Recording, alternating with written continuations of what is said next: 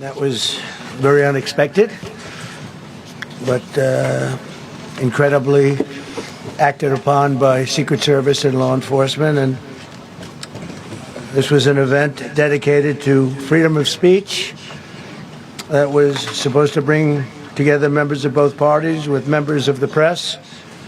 And in a certain way it did, because the fact that they just unified, I saw a room that was just totally unified. It was in one way very beautiful, a very beautiful thing to see. A man charged a security checkpoint armed with multiple weapons, and he was taken down by some very brave members of Secret Service, and they acted very quickly and have just released, for purposes of transparency, clarity, I've ordered it to be put out. You probably have it by now. Put out on Truth and put out on many other platforms.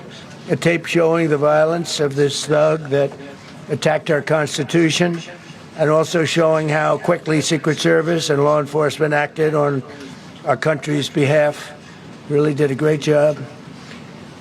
One officer was shot, but saved by the fact that he was wearing obviously a very good bulletproof vest. He was shot from very close distance with a very powerful gun, and the vest did the job. I just spoke to the officer, and he's doing great. He's in great shape. He is has very high spirits, and we told him we love him and respect him, and he's a very proud guy. He's very proud of what he does, Secret Service agent. And we looked at all of the conditions that took place tonight, and I will say, you know, it's not a particularly secure building. And I didn't want to say this, but this is why we have to have all of the attributes of what we're planning at the White House. It's actually a larger room, and it's much more secure. It's drone-proof, it's bulletproof glass. We need the ballroom. That's why Secret Service, that's why the military are demanding it. They've wanted the ballroom for 150 years for lots of different reasons, but today's a little bit different, because today we need levels of security that probably nobody's ever seen before.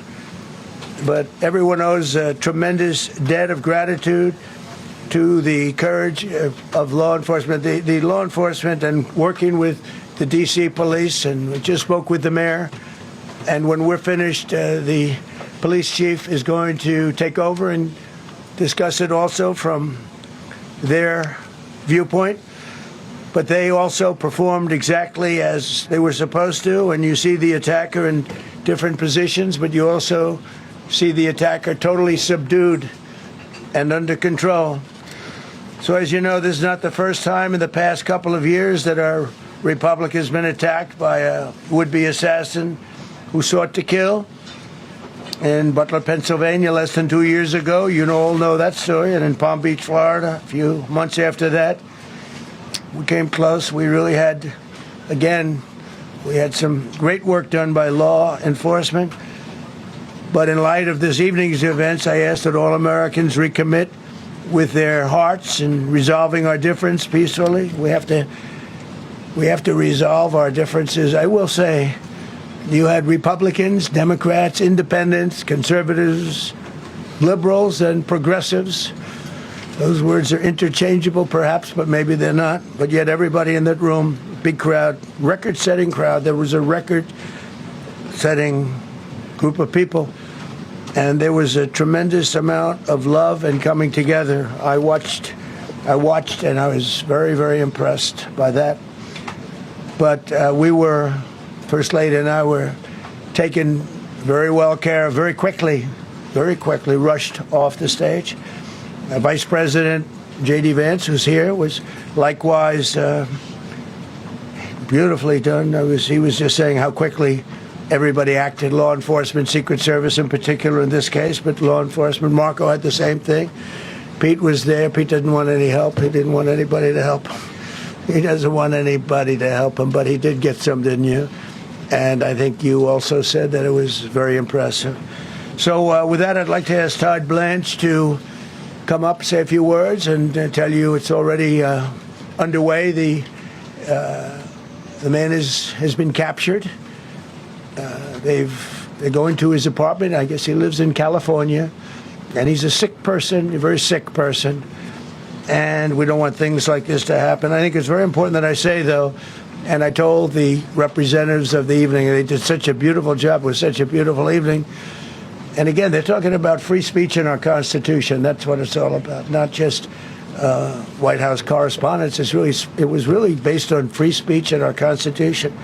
But I said very importantly that we'll do it again within the next 30 days, and we'll make it bigger and better and even nicer. So I just want to thank everybody that was involved. I also want to thank the press, the media. You've been very responsible in your coverage. I will say I've been seeing what's been out, and you've been very responsible. So Todd Blanche, I'd like to say a few words, and then we're going to have cash. And then you're going to go on. We can ask, I guess we can take a couple of questions. I want to thank the First Lady that was a rather traumatic experience for her. There's a lot of action taking place up there very quickly. But again, the response time was really incredible. And we're going to reschedule. We're going to do it again. We're not going to let anybody take over our society. We're not going to cancel things out because we can't do that. We wanted to stay tonight. I will tell you, I fought like hell to stay. But it was protocol. They said, please, sir, because they didn't know there was a lot of action going on, and they didn't know could there be probably a lone shooter, but we'll find out. We'll find out very quickly. They have it very well under control. So I want to thank everybody very much. And for the most trusted source of news and information, visit our website at www.bomboradio.com. Follow us on Bombo Radio mobile app, Facebook, YouTube, TikTok, and X, formerly Twitter. Like, share, and stay connected. Anytime, anywhere.